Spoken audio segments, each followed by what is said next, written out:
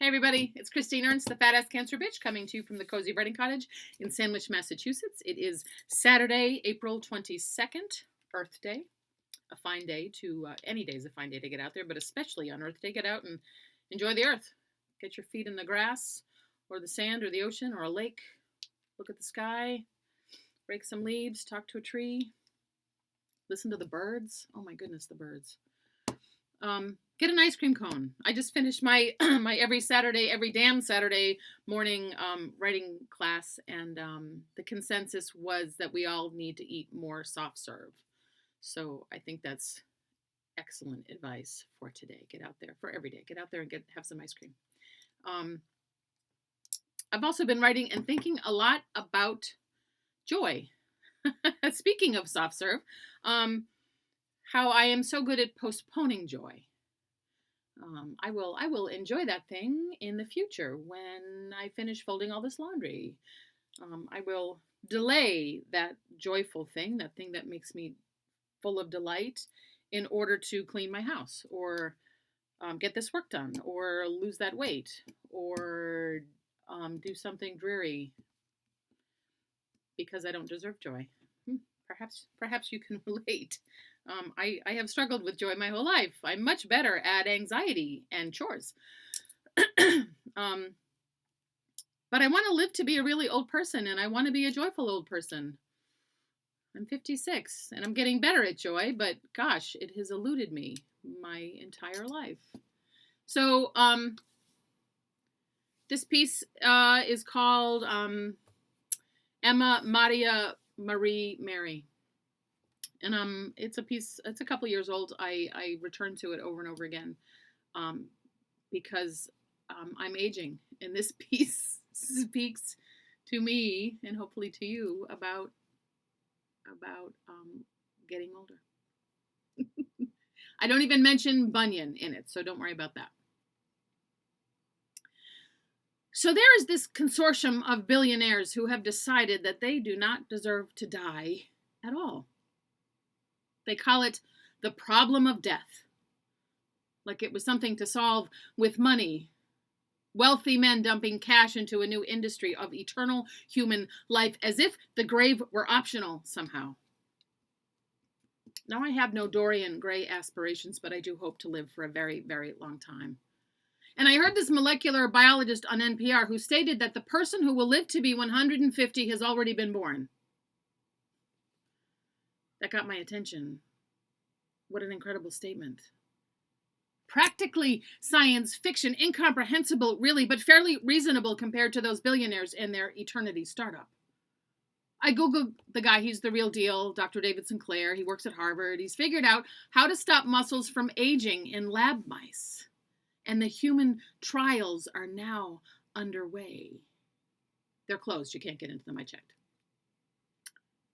Now, new variants and climate crises and other catastrophes notwithstanding, also the human species is essentially a blight on the planet.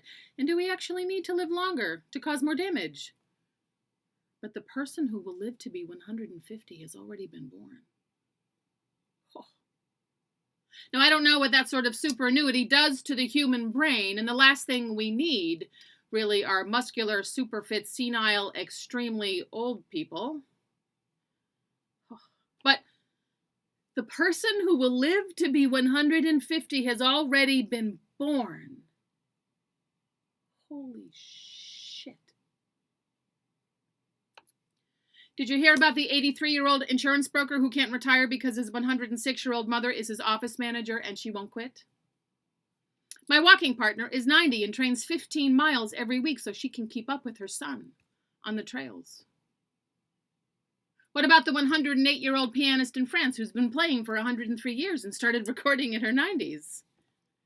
Youth is inside us, she says, and there's always an angle of joy. There was a woman in Italy named Emma who lived to be 117, the world's oldest person at that time. She credited her great age to 2 raw eggs a day and a little chocolate and avoiding men. Her walnut countenance, toothlessly cheerful, even curious. Cosa c'è dopo? What is next? And my Aunt Marie on my mother's side lived to be 109. Family lore has it that she broke a hip at 103, hurrying to get to the assisted living cocktail hour. Undeterred, she lasted and lasted, laughing. "What's your secret?" they asked. "Drink more sherry," she said. And my father's mother, Maria, got to 100 with lemon water and Vaseline.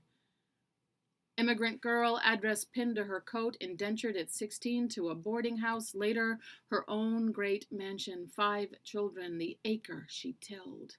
I remember her huge, gnarled hands.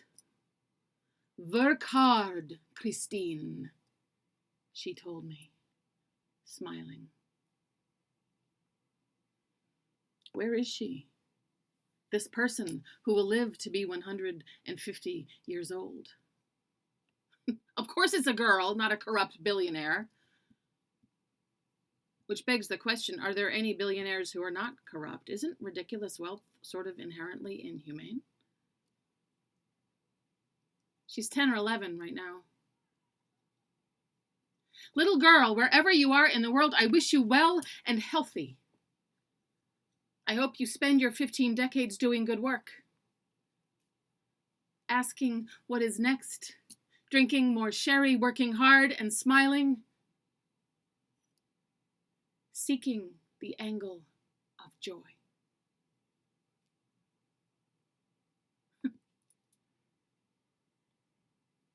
Can you even imagine 150 years old?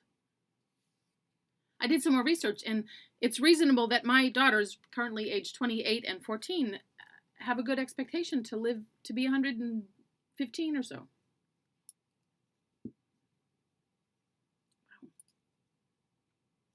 I myself would like to get to 100 or more. I have so much work to do.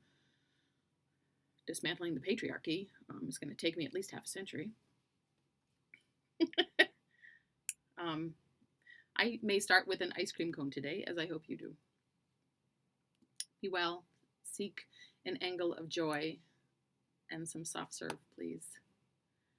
And have an excellent week. Thank you so much for tuning in. You can find me on YouTube, Christine Ernst, FACB on YouTube, or find me here on Facebook every week. I'm trying to figure out how to spread this, get this a little further on social media. Thanks.